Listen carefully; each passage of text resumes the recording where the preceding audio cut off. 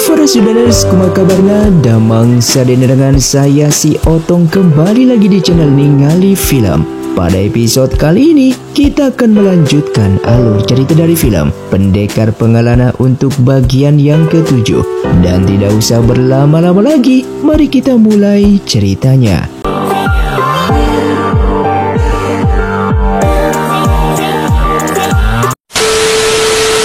Film pun dilanjutkan dengan diperlihatkannya Yan Hai yang sudah sampai di penginapan, dan beberapa kasim dari kerajaan King mereka menyambutnya dengan sangat baik dan merasa senang melihatnya masih hidup. Setelah itu Haitan mengatakan saat ini ia membantu Fan Xian atas perintah sang raja. Maka dari itu Fan Xian harus membantu sang raja karena telah menolongnya. Lalu ia pun pergi dan sesaat ia memintanya untuk berhati-hati apabila seniornya telah pulang, yang bernama Lang Tao, yang merupakan murid pertama dari Master. Di sisi lain, diperlihatkannya seorang warga yang berhasil menyopet di pasar. Lalu ia pun tak sengaja menyopet dompet seseorang yang tak lain adalah Lang Tao, sehingga ia pun langsung dibunuh. Singkatnya, Haitan membawa Fan Xian untuk bertemu dengan sang raja. Setelah itu sang raja telah mengatur sebuah strategi untuk membunuh Zong tanpa harus mereka turun tangan. Mereka akan memanfaatkan Sang. Yang mengetahui penjara yang mengurung Xiao En hanya sang raja yang tahu, dan sang raja akan memberitahukannya kepada Fan Xian. Setelah itu Fan Xian harus bekerja sama dengan Sang dan memberitahukan keberadaan Xiao En kepadanya. Dengan begitu Sang pasti pergi menyelamatkan ayahnya. Sang bersama Zong akan bertarung satu sama lain, dan sang raja yakin Zong akan tewas karena Sang adalah pendekar tingkatan ke-9. Apabila itu terjadi, maka kaki tangan Ibu Suri telah hilang, dan ya raja kerajaan Bai akan berkuasa dan tidak akan dikendalikan lagi oleh Ibu Suri. Dengan begitu Fan Xian bersama seluruh pasukannya bisa pergi dari kerajaan ini. Setelah strategi selesai disusun, Fan Xian pun segera pergi. Ia pun menemui Sang dan naik ke atas kudanya. Di sana ia berkata ia akan memberitahukan keberadaan Xiao En, ayah angkatnya itu. Namun dengan satu syarat, yaitu Sang harus membunuh Zong. Mendengar hal tersebut Sang bersedia melakukannya, asalkan ia bisa mengetahui tempat ayah angkatnya dikurung.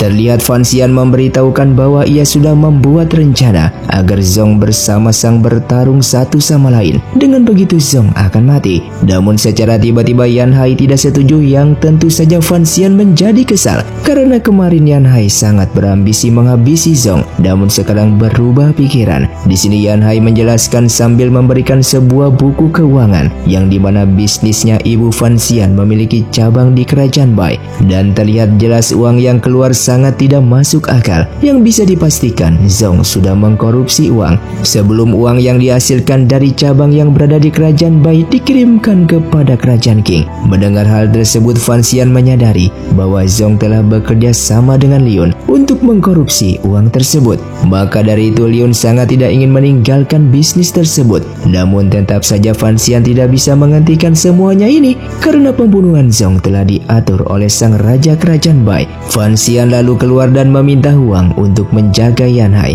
jangan sampai keluar dari kamar itu.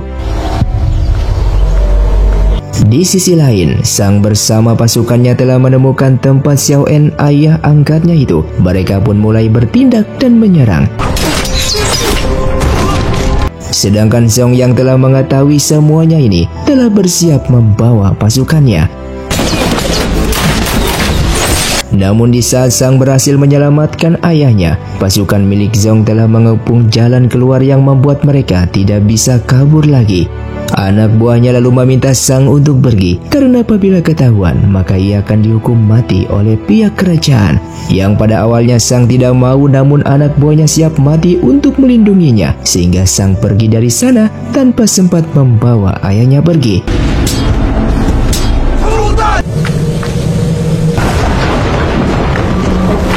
Tak lama kemudian, Zong pun datang ke sana dengan meminta pasukan milik Sang untuk menyerah saja. Namun siapa sangka mereka justru melemparkan kendi arak dan membasahi tubuh mereka, yang dimana mereka berniat melakukan bunuh diri, supaya Zong tidak memiliki bukti bahwa Sang telah melakukan penyerangan. Mereka semua pun mati terbakar bersamaan dengan rumah tersebut yang dilihat langsung oleh Sang, dan ia pun tak bisa berbuat apa-apa. Setelah api dipadamkan, jasad anak buah Sang sudah hangus dan wajah mereka tidak bisa dikenali lagi. Namun bisa dipastikan Xiao En yang mereka bawa juga tewas terbunuh. Lalu mayat yang sudah tewas dikumpulkan dan hendak dimakamkan dalam satu liang lahat. Siapa sangka tiba-tiba ada salah satu prajurit yang masih hidup. Ternyata ia adalah Xiao En. Dengan kondisi terluka parah dan kakinya pincang, ia pun mencoba pergi dari sana. Dari kejauhan, Fan Xian yang sudah tahu akan hal itu pun mengikutinya dari belakang. Sementara itu Zong pergi mendatangi kediaman Sang, dan di saat ia masuk ia pun sangat terkejut melihat Sang sudah berada di sana sambil membaca buku. Zong pun berkata bahwa anak buah miliknya mencoba menculik Xiao En, namun kini sudah tewas terbunuh bersamaan dengan pasukannya. Mendengar hal tersebut Sang bersikap tenang dan santai karena ia tahu ayahnya pasti masih selamat saat ini. Zong pun mencoba menekannya karena ia tahu Sang yang mencoba menyelamatkan ayahnya tadi. Namun tetap saja Sang bersikap tenang agar Zong tidak memiliki bukti untuk menuduhnya. Kembali kepada Xiao En yang pelariannya terhenti karena bertemu dengan Lang Tao. Ia yang merupakan murid dari Master Kue bertugas untuk membunuhnya atas perintah dari gurunya tersebut. Mereka pun bertarung satu sama lain. Namun karena Xiao En yang terluka parah, ia pun kalah melawannya.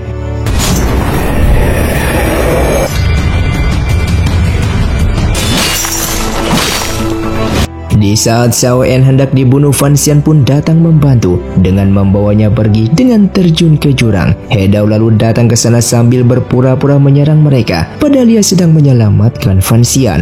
Hal itu dilakukan supaya Lang Tao yang melihatnya berpikir bahwa He Dao ada di pihaknya.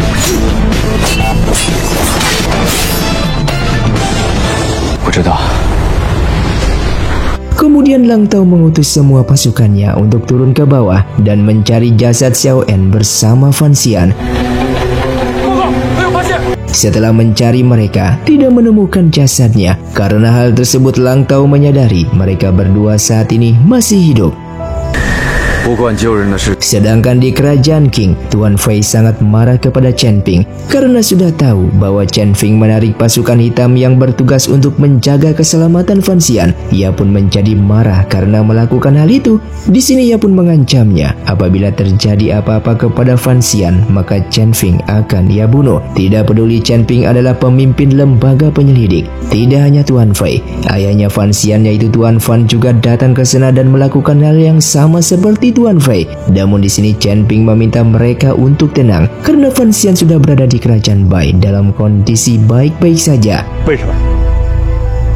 Sementara itu mereka yang berhasil selamat berada di dalam sebuah goa dan Fan Xian mencoba untuk mengecek kesehatannya. Di sana Xiao En merasa senang karena Fan Xian sudah berulang kali menyelamatkannya. Fan Xian menjawab ia melakukan itu hanya untuk mendapatkan suatu rahasia dari Xiao En karena ia diperintahkan oleh sang raja kerajaan Qing untuk bertanya rahasia yang disimpan olehnya. Maka dari itu Fan Xian tidak membunuhnya. Mendengar hal tersebut, Xiao En akhirnya akan menceritakan sebuah rahasia besar menyangkut dunia persilatan sekaligus identitas Fan Xian yang sebenarnya. Hal yang pertama dikatakan oleh Xiao En, Fan Xian tidak boleh mempercayai perkataan Chen Ping dikarenakan Chen Ping adalah penjahat yang sebenarnya. Lalu kemudian Xiao En pun bercerita di saat dulu ia bersama Master Kue masih muda melakukan perjalanan mencari kuil dewa, yang dikala itu Xiao En adalah seorang pendekar muda sedangkan Master Kue bukan siapa-siapa. Mereka berdua membawa ribuan pasukan untuk mencari kuil dewa. Setelah melakukan perjalanan yang sangatlah panjang, satu persatu pasukan telah meninggal akibat mati kecapean hingga menyisakan mereka berdua. Sampai-sampai untuk makan mereka tidak bisa dan terpaksa memakan satu sama lain untuk bertahan hidup. Singkatnya, setelah bertahun-tahun mereka berdua pada akhirnya berhasil menemukan keberadaan kuil dewa. Dan di sini Xiao En mencoba membuka pintu gerbang, namun tiba-tiba pintu itu mundur dengan sendirinya yang seakan-akan tidak mau disentuh. Bahkan berulang kali dicoba, namun hasilnya tetap sama. Lalu Master Kue juga ikut mencoba, namun seketika pintu itu menghilang dan kembali lagi. 什么？就是一种光影。 Di sini Xiao En kembali bercerita yang di saat itu ada seorang gadis kecil keluar dari pintu bernama King Mei yang merupakan ibunya Fan Xian. King Mei merupakan manusia yang digelar sebagai dewa karena mampu melakukan apapun sesuai keinginannya. Fan Xian lalu teringat mengenai perkataan orang-orang yang menceritakan ibunya tersebut yang juga berkata hal yang sama. King Mei yang memiliki kemampuan yang bisa melakukan apapun, bisa membuat kehancuran dan bisa membuat kemakmuran sesuai keinginannya. Kemudian diperlihatkan King Mei yang keluar dari pintu tersebut dengan memberikan sebuah buku kitab bela diri terkuat kepada Master Kue, dan Master Kue langsung mengambilnya dan sujud di hadapannya. Lalu King Mei mengajak mereka untuk pergi dari sana. Xiao En yang masih tidak percaya mengenai apa yang ia lihat mencoba menyentuh kembali pintu tersebut, namun seketika menghilang dan tiba-tiba berada tepat di belakangnya.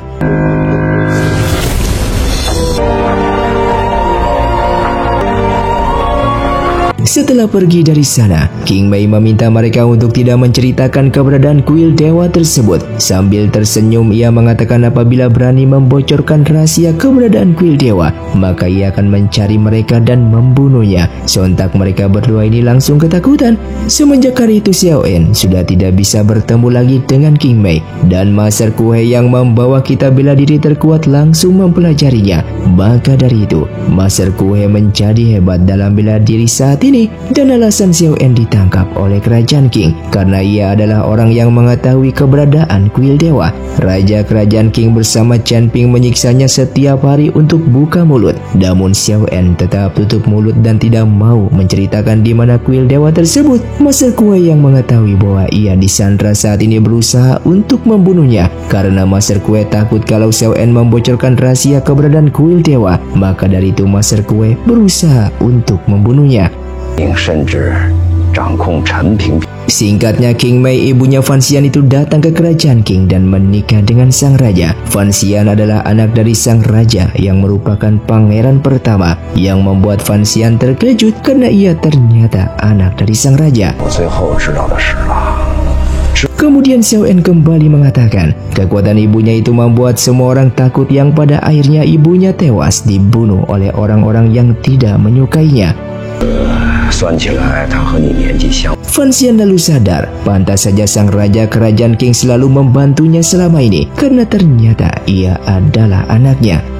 Kemudian Xiao En yang sudah sekarat dan hendak mati memintanya untuk dibawa keluar agar bisa menghirup udara segar sambil melihat matahari. Setelah itu ia meminta Fan Xian yang apabila ia sudah mati maka ia tidak mau dikubur dan dibiarkan saja ia berada di dalam goa ini sampai membusuk. Ia pun juga meminta Fan Xian untuk hidup lebih baik, dan setelah itu ia pun meninggal dunia. Sedangkan Chen Ping saat ini menjelaskan alasan ia membiarkan Fan Xian mengantar Xiao En karena hanya Xiao En yang mengetahui rahasia keberadaan kuil dewa. Ia yakin Xiao En akan membocorkan rahasia itu kepada Fan Xian. Apabila mereka bisa mengetahui keberadaan kuil dewa, bisa dipastikan kerajaan Qing mereka akan menjadi yang terkuat dan tak terkalahkan. Dan ia melakukan semuanya ini demi kerajaan Qing mereka. Di sini Tuan Fan pun tertawa mendengarkannya karena demi kerajaan King Fan Xian saat ini dikorbankan. Ia pun tidak peduli masalah kerajaan Qing ini, yang apabila sampai Fan Xian tidak selamat maka tidak hanya Chen Ping, sang raja juga akan ia habisi bersama dengan kerajaan Qing saat ini. Meskipun Fan Xian bukan anak kandungnya, namun selama ini ia sudah menganggapnya sebagai anak. Singkatnya, Fan Xian pun menemui Yan Hai. Ia pun menceritakan sebuah kebenaran bahwa Chen Ping hanya menjadikan ia bersama Yan Hai sebagai umpan, yang dimana Chen Ping ingin mengetahui keberadaan kuil dewa dari tangan Xiao En. Maka dari itu ia ditugaskan untuk mengantar Xiao En. Namun di sini Yan Hai sangat marah karena ia percaya kalau Chen Ping adalah pemimpin lembaga penyelidik yang sangat baik. Tak lama kemudian, Yan Hai pun keluar karena Mei pun datang menemuinya. Di sana Mei memberikan dia beberapa obat-obatan untuk menyembuhkan lukanya. Dan di sini Yan Hai berterus terang dan meminta Mei untuk tidak mendekatinya lagi karena ia tidak menyukainya. Yang seketika Mei menangis dan pergi dari sana. Hal tersebut dilakukan oleh Yan Hai supaya Mei tidak mendekatinya lagi, bukan karena ia tidak menyukainya, namun karena Mei adalah adiknya Zong, musuhnya selama ini. Sedangkan Fan Xian berbicara bersama Wang, ia pun pada akhirnya memutuskan saat ini akan kembali ke kerajaan Qing dan mengambil alih kekuasaan lembaga penyelidik. Dengan begitu ia bisa menyingkirkan orang-orang yang sudah menipunya dan memanfaatkannya selama ini. Wang yang mendengarkan hal tersebut bersedia selalu di sisinya. Setelah itu ia pun menemui Sang, namun di sana Sang menyerangnya atas tuduhan sudah menjebaknya dan kini semua pasukannya sudah tewas di tangan Zong. Sambil bertarung, Fan Xian mencoba menjelaskan bahwa ia tidak pernah sama sekali menjebaknya. Yang di saat itu Xiao En ayah angkatnya itu masih hidup dan selamat karena menyamar menjadi salah satu prajurit. Mendengar hal itu, Sang pun langsung menghentikan serangannya. Namun di saat Xiao En berhasil selamat, Lang Tao justru mencoba membunuhnya atas perintah dari Master Kue. Tidak hanya itu, Lang Tao yang bekerja untuk Zong, yang pastinya Zong juga meminta Lang Tao untuk membunuh ayah angkatnya itu. Saat itu Fan Xian mencoba menyelamatkannya dan berada di dalam goa. Namun Xiao En pada akhirnya meninggal dan jasadnya kini berada di goa. Alasan ia tidak menguburnya karena Xiao En sendiri yang meminta untuk tidak dikubur. Bahkan Xiao En juga memberikan pesan kepada Sang agar bisa hidup lebih baik lagi. Di sini Fan Xian bersumpah akan membantunya untuk membalaskan dendam kematian ayah angkatnya tersebut. Namun Sang harus mengikuti rencananya. Dan mendengar hal tersebut, Sang pun bersedia bekerja sama dengannya.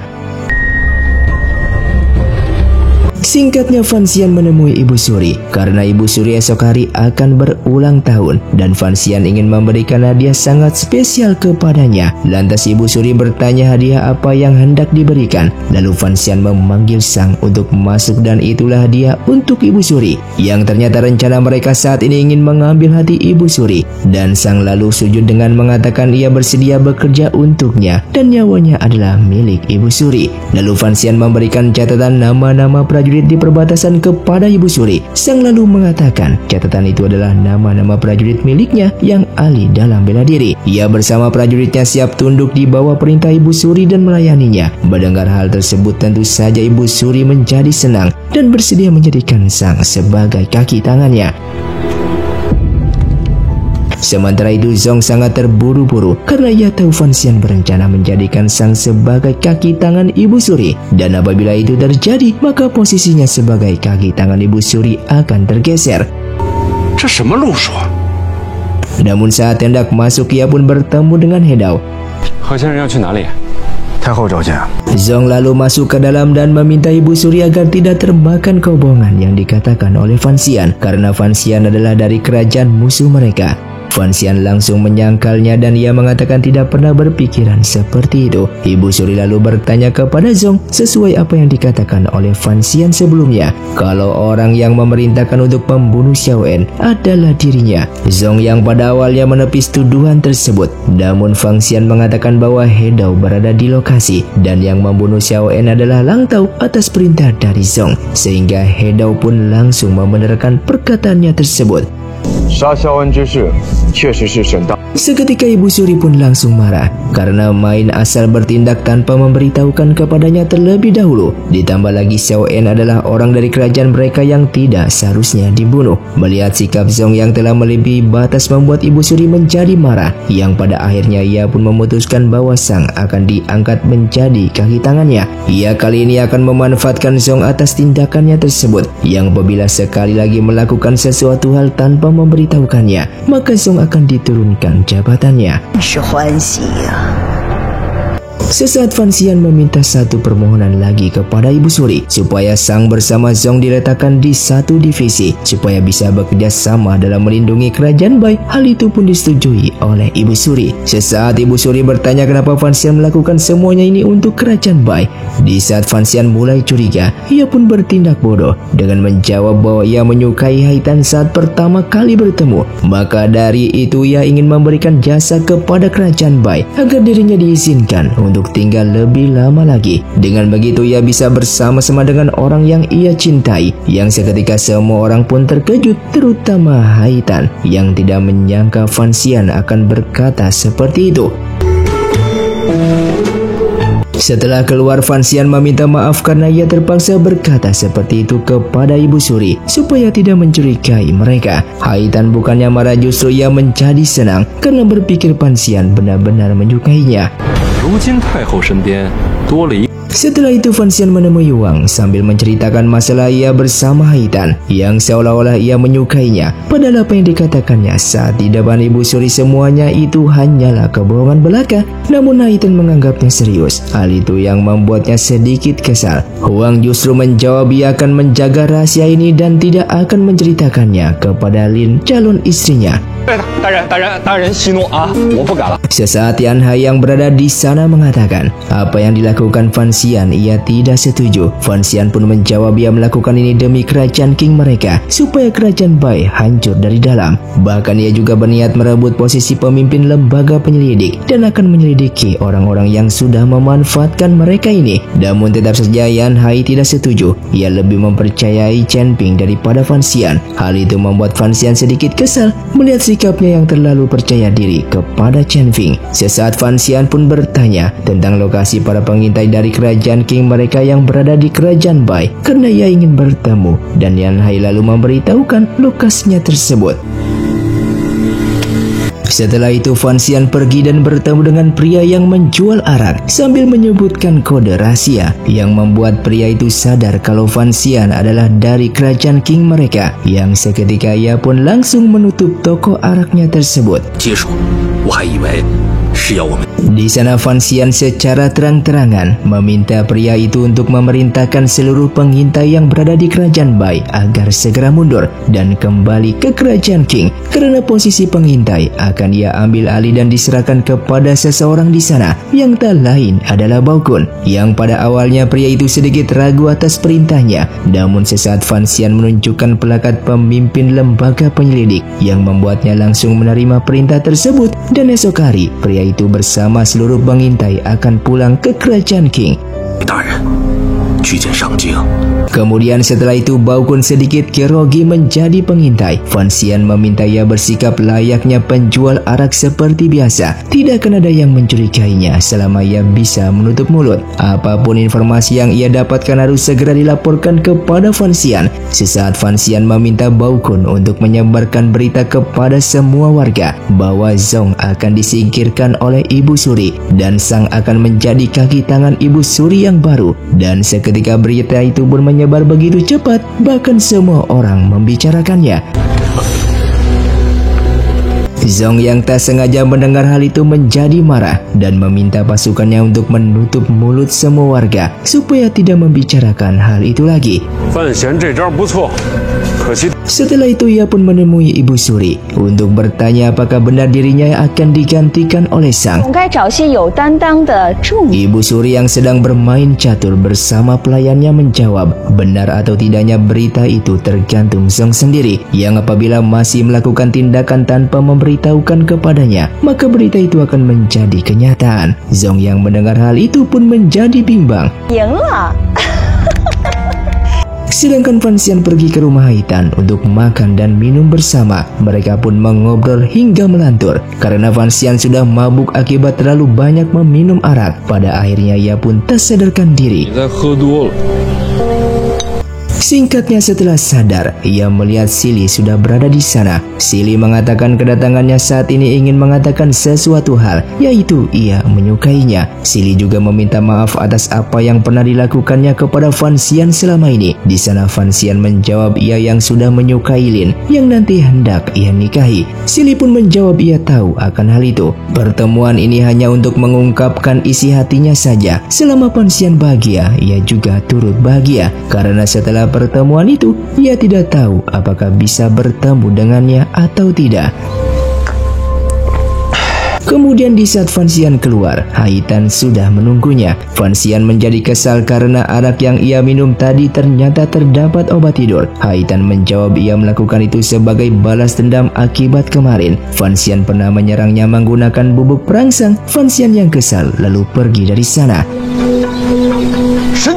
Singkatnya, pesta ulang tahun Ibu Suri akan diselenggarakan. Semua tamu undangan mulai memasuki aula. Sesaat Hai Dao memberikan informasi kepada Huang kalau Lang Tao ingin menantang Fan Xian untuk bertarung, dan informasi itu pun segera diberitahukan oleh Huang kepada Fan Xian.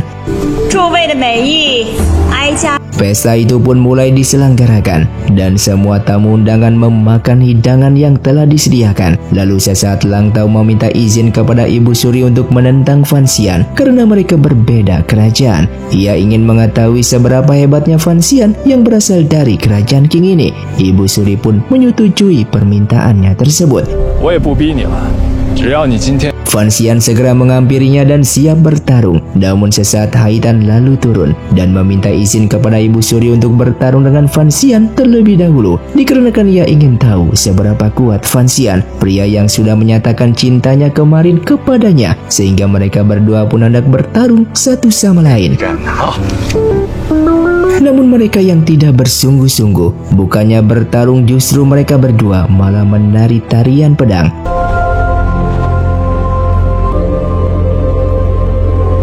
Setelah itu salah satu Kasim dari kerajaan Bai menjadi kesal karena tidak bertarung dengan sungguh-sungguh. Sontak Fan Xian menjadi marah dan menyerang mejanya hingga hancur, yang membuat semua tamu undangan menjadi tertawa.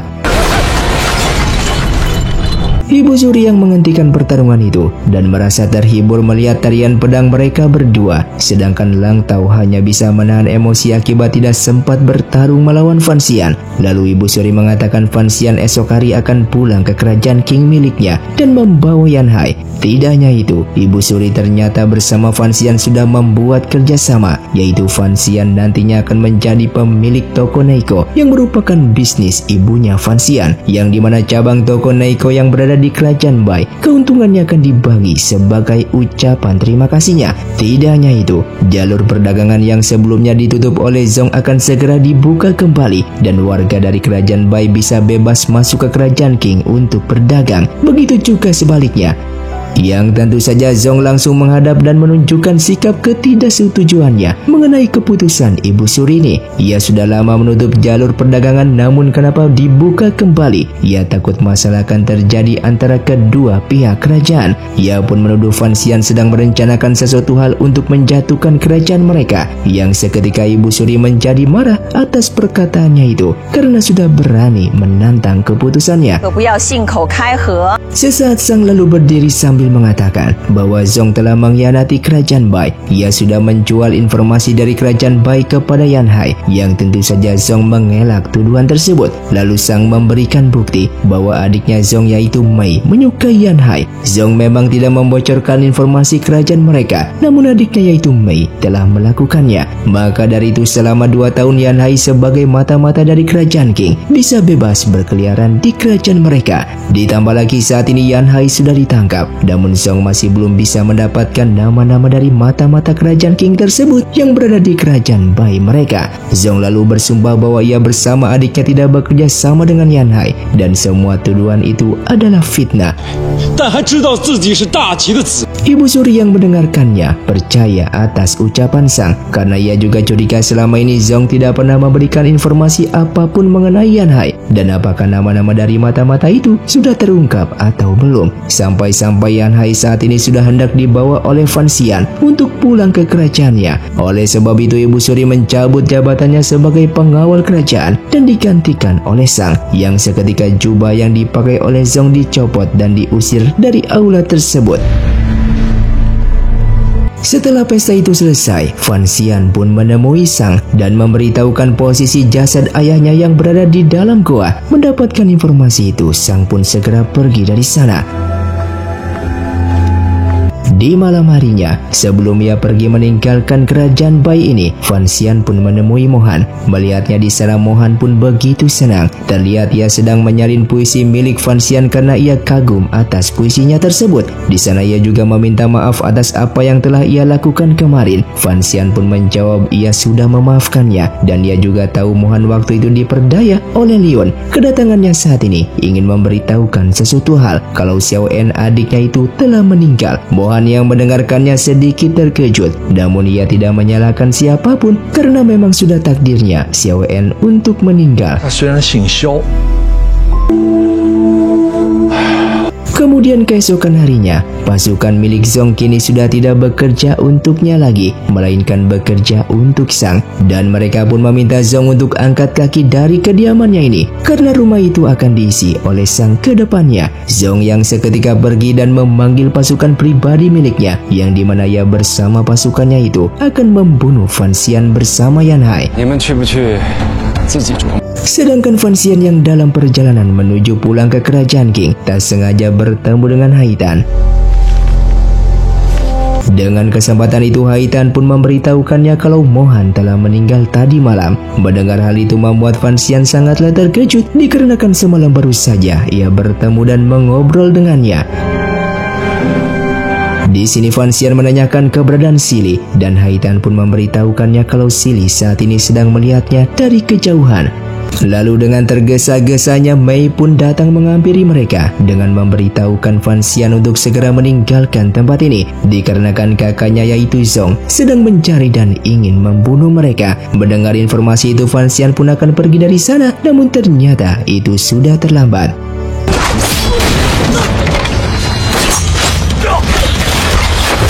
Diperlihatkannya Yan Hai yang kalah bertarung dan akan dibunuh oleh Zong, namun serangan itu langsung dihentikan oleh Mei yang membuatnya terluka parah di tangan kakaknya sendiri.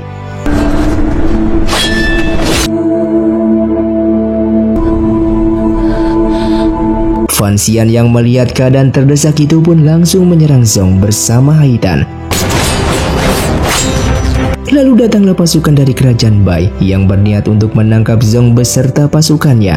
Dan Zong yang merasa kalah dalam pemberontakan ini, ia pun menyerahkan diri kepada kerajaan.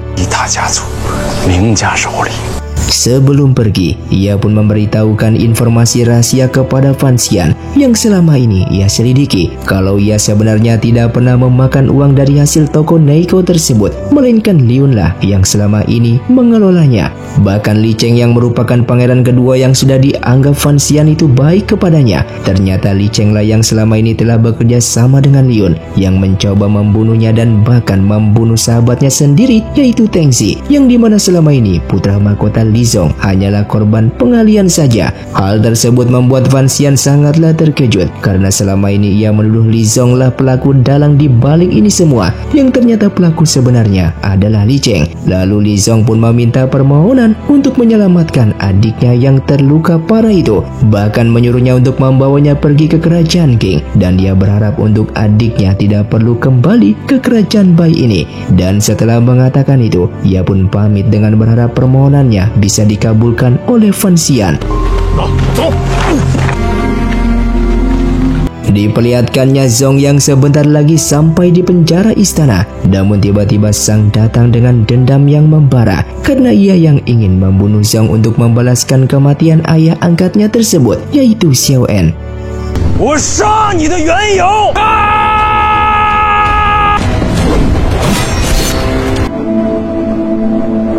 Singkatnya, di malam harinya diperlihatkannya Fan Xian bersama pasukannya telah beristirahat. Namun tiba-tiba datang seorang pendekar dari kerajaan Qing yang bernama Xin, yang merupakan anak buah dari Li Cheng, yang dimana kedatangannya saat ini ingin memberikan sebuah surat kepada Fan Xian dari tuannya, yaitu Li Cheng Pangeran kedua, yang dimana isi surat tersebut meminta Fan Xian untuk bekerja sama dengannya, karena saat ini Fan Xian yang sudah mengetahui identitas sebenarnya dari Li Cheng tersebut.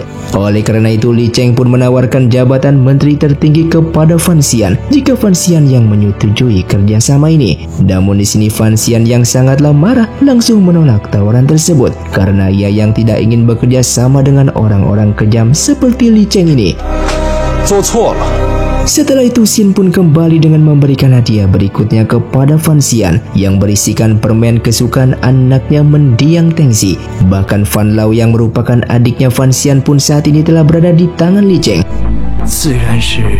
Tidak hanya mereka berdua, Tuan Fei yang merupakan salah satu ketua lembaga penyelidik pun berhasil ditangkap oleh pasukan Li Cheng. Mengetahui ini semua, Fan Xian yang sangat marah pun langsung mengancamnya. Jika Xin melukai dan membunuh orang-orang terdekatnya, maka ia akan membunuh Li Cheng saat ini juga. Namun di sini Xin tidak memperdulikan ancaman tersebut karena ia yang akan kembali menemuinya esok hari untuk mendapatkan jawaban dari Fan Xian apakah menyetujui kerjasama ini atau tidak.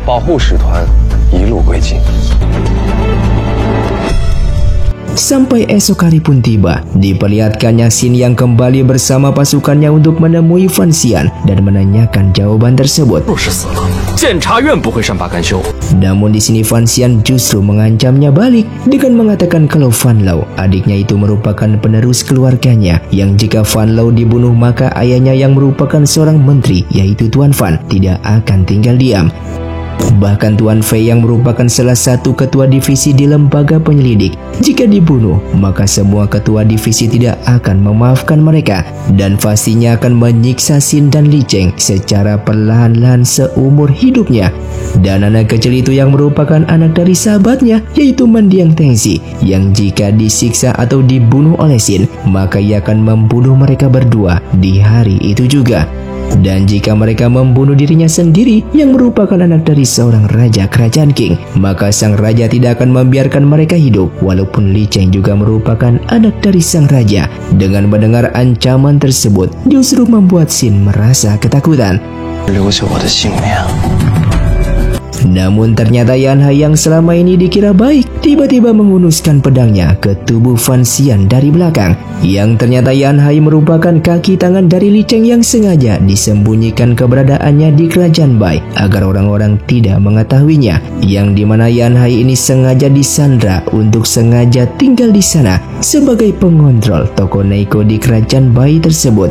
Dan sebelumnya ia telah diperintahkan oleh Li Cheng untuk membunuh Fan Xian jika menolak permintaan kerjasama tersebut.